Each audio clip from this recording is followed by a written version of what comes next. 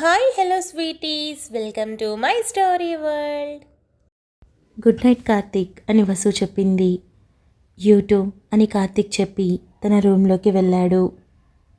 తెల్లారి లేచిన కార్తీక్ ఇంట్లో అందరికీ చెప్పి ఒకసారి వాళ్ళ అమ్మా నాన్నని కలిసి ఫ్లైట్ టైంకి వెళ్ళిపోవాలని డిసైడ్ అయ్యాడు. హలో బాస్, వెళ్ళిరా, కాకపోతే నీతో ఒక విషయం మాట్లాడాలి అని పల్లవి అందరి వైపు చూసి, నా మొహం చూస్తావేంటి, అందరికీ చెప్పు, బయట మాట్లాడుతాను అని పల్లవి అనింది. కార్తీక్ అందరికీ చెప్పి, చైతు, ఈ తింగర బుచ్చిని బాగా కంట్రోల్లో పెట్టు, నీ ప్రేమని అలసుగా చూసుకొని బాగా ఎక్కువ చేస్తుంది, చూసావు కదా ఎలా బెదిరిస్తుందో అని కార్తీక్ అన్నాడు. పెళ్ళైతే తల అడ్డంగా ఊపడం ఉండదు, అంతా నిలువుగానే అని చైతు అన్నాడు. అన్నయ్య, నువ్వు ఇలా అంటే మేమేమైపోవాలి అని రోషన్ అనటంతో అందరూ నవ్వేశారు.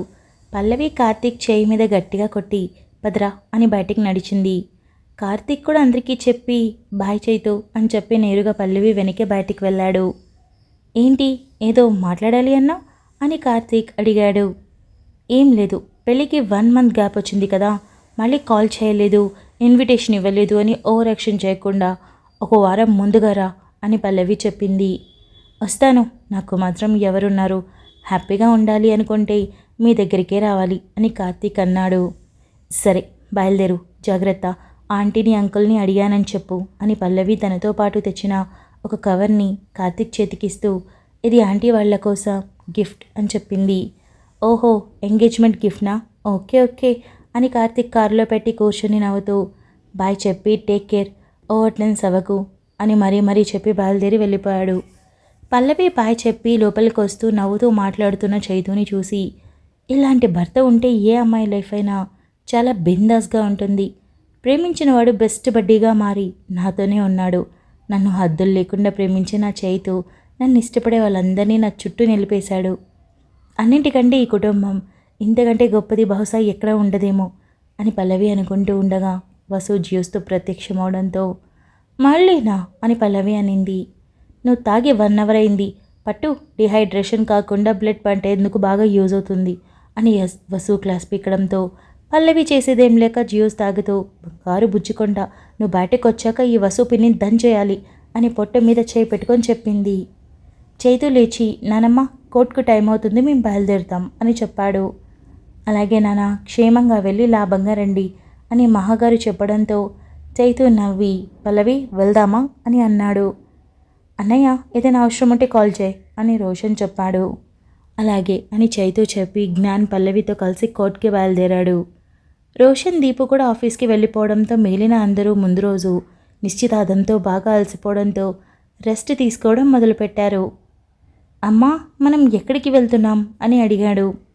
చిన్న పని మీద వెళ్తున్నాం నాన్న, ఈ రోజుతో నీకు నాకు డాడీకి రిలీఫ్ లభించబోతోంది, అంటే పీస్ అని పల్లవి చెప్పింది. ఇప్పుడు హ్యాపీగా ఉన్నాం కదా అని జ్ఞాన్ అన్నాడు. ఈ రోజు తర్వాత ఇంకా హ్యాపీగా ఉంటాం నాన్న అని ఆ టాపిక్ని మార్చి ఇక జ్ఞాన్తో రైమ్స్ చెప్పేస్తూ ఆల్ఫాబెట్స్ చెప్పిస్తూ సరదాగా పాటలు పాడుకుంటూ ఎంజాయ్ చేస్తూ ఉన్నారు. చైతు డ్రైవ్ చేస్తూ వీళ్ళిద్దరినీ చూసి ఒక రకంగా మనసు సంతోషంతో నిండిపోయినట్టుగా అనిపించింది. అదే ఉత్సాహంతో కోర్టుకి చేరుకున్నాడు. కోర్టుకి వెళ్ళాక జ్ఞాన్ పేరు మీద చారు రాసిన పేపర్స్తో పాటు లైవ్గా చారు మాట్లాడిన పెన్ డ్రైవ్ కూడా ఉండడంతో చైతు సబ్మిట్ చేశాడు. అన్నింటినీ లాయర్ మణి జడ్జ్కి చూపించి ముందు రోజు చైతు మీద అటాక్ చేయడం, ఏసీపీ అరెస్ట్ చేయడం ఇదంతా కూడా జడ్జ్కి చెప్పడంతో మరో వాయిదా లేకుండా సుమంత్ వాళ్ళ అమ్మా నాన్న ఇన్ని రోజులు ఆస్తిని ఖర్చు చేసినందుకు, అలాగే జ్ఞాన్ని 5 ఏళ్ల పాటు దూరంగా ఉంచినందుకు, కనీసం చారు శవాన్ని కూడా చైతుని చూడనివ్వకుండా చేసినందుకు, అన్నింటికీ మించి జ్ఞాన్ మీద పల్లవి మీద అటాక్ చేసినందుకు ముగ్గురికి 10 ఏళ్ల పాటు జైలు శిక్షతో పాటు 2 లక్షల జరిమానా కూడా విధించారు. అంతా కోర్టులో సవ్యంగా జరగడంతో తన కూతురి చావుకి ఇన్నాళ్ళకు ఒక విముక్తి లభించినందుకు తన ఆత్మ శాంతించిందన్న తృప్తి రాగిణికి మిగిలి కళ్ళల్లో సంతోషంతో కన్నీళ్ళొచ్చాయి. చైతుకు కూడా చెప్పలేనంత మనశ్శాంతి కలిగింది.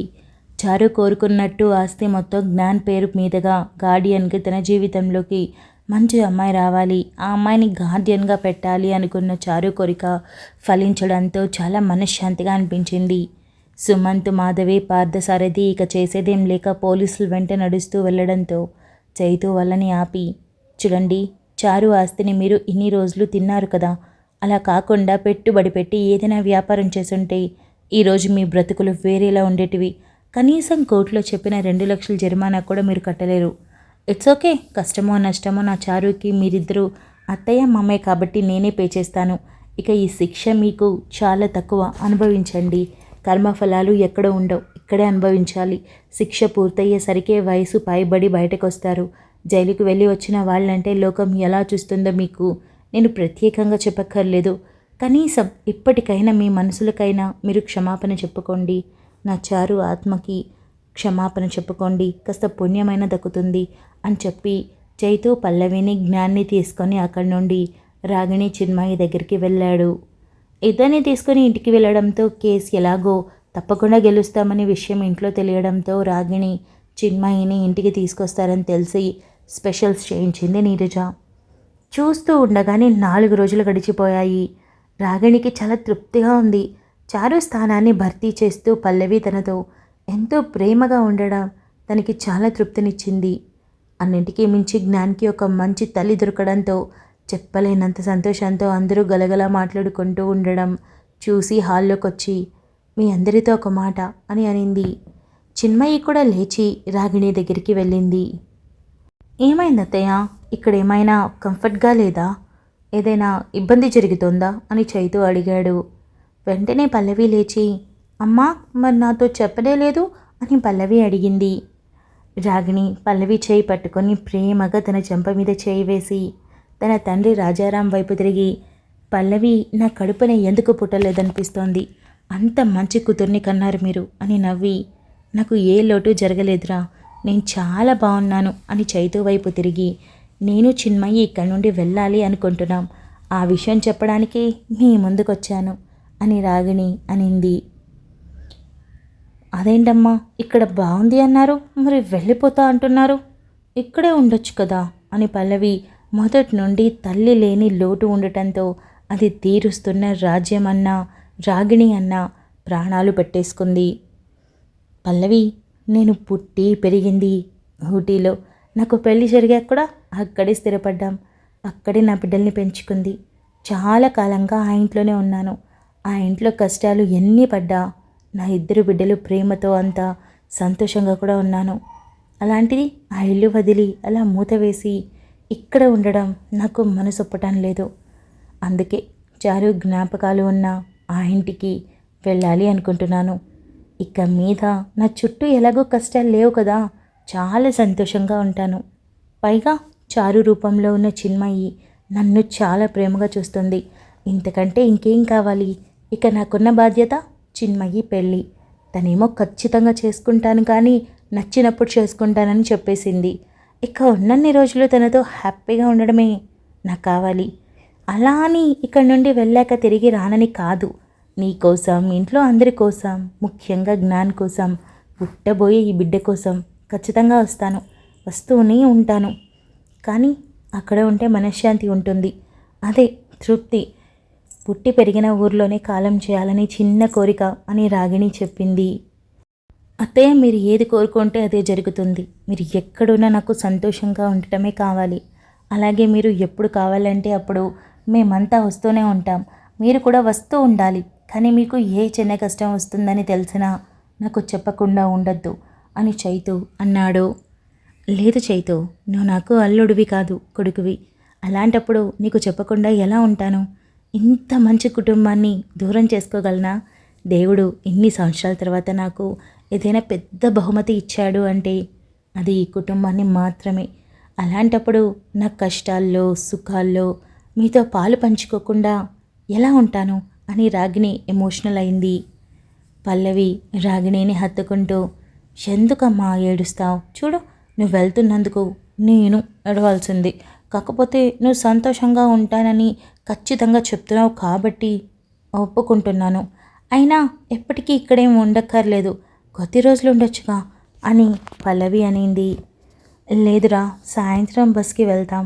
ఎలాగో త్వరలో రోషన్ బాబుది, దీపు బాబుది పెళ్ళిళ్ళు ఉన్నాయి కదా, అప్పుడు వస్తాను. 4 రోజుల నుండి సంతోషంగా మీతో ఈ పండుగలో పాలు పంచుకొని అప్పుడు వెళ్తాను మళ్ళీ అని రాగిణి అనింది. భలే సున్నితంగా మాట్లాడుతూ ఫ్లాట్ చేసేస్తావు కదా నువ్వు. ఒప్పుకుంటున్నానులే, నీ ఇష్టం. కానీ ఇదిగో, నేను ఫోన్ చేసినప్పుడు లిఫ్ట్ చేస్తూనే ఉండాలి. చిన్మయి ఫోన్ లిఫ్ట్ చేయలేదు అంటే అమ్మకి నీకు దెబ్బలు పడతాయి అని పల్లవి చిన్న వార్నింగ్ ఇచ్చింది. చిన్మయి నవ్వుతూ ఖచ్చితంగా లిఫ్ట్ చేస్తుంది. అయినా ఇక్కడ అందరితో మాట్లాడడానికి టైం పడుతుంది కాబట్టి ఖచ్చితంగా కాల్ చేస్తూనే ఉంటాం. నాకు మాత్రం ఎవరున్నారు టైంపాస్ చేయడానికి? ఫ్రెండ్స్ అయినా బంధువులైనా మీరే కదా అని అనింది. జైతో లేచి, మీ ఇద్దరు బస్సులో వెళ్ళాల్సిన అవసరం లేదు అత్తయ్య, నేను ఏర్పాటు చేస్తాను అని జైతో అందరికీ చెప్పి ఆఫీస్కి బయలుదేరి వెళ్ళాడు. దీపు రోషన్ కూడా ఆఫీస్కి బయలుదేరడంతో వరప్రసాద్ కూడా కొద్ది రోజులు చైతు ఆఫీస్కి వెళ్ళాలని అనుకోవడంతో దీపుతో కలిసి వెళ్ళాడు. అక్కడే ఉన్న రాజారాం కూడా పల్లవితో పాటు అందరికీ చెప్పి ఆఫీస్కి వెళ్ళిపోయాడు.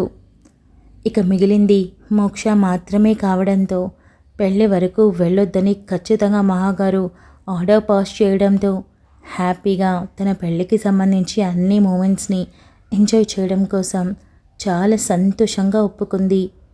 మరో 20 రోజులు తెలియకుండానే గడిచిపోవడంతో చైతు హాస్పిటల్కి చెకప్కి వెళ్ళాలని గుర్తు చేసుకొని అప్పుడే 4 రోజులైపోయింది అని డాక్టర్కి కాల్ చేసి అపాయింట్మెంట్ తీసుకున్నాడు. పల్లవి రెడీ అవుతూ ఉంటే చైతు ఏవో కాల్స్ మాట్లాడుతూ బిజీగా ఉండి బాల్కనీలో నుండి లోపలికి వచ్చి రెడీనా అని అడిగాడు. Thank you so much for listening guys. Update నచ్చినట్టయితే లైక్ చేయండి, షేర్ చేయండి, కమెంట్ చేయండి, అలానే సబ్స్క్రైబ్ చేసుకోండి.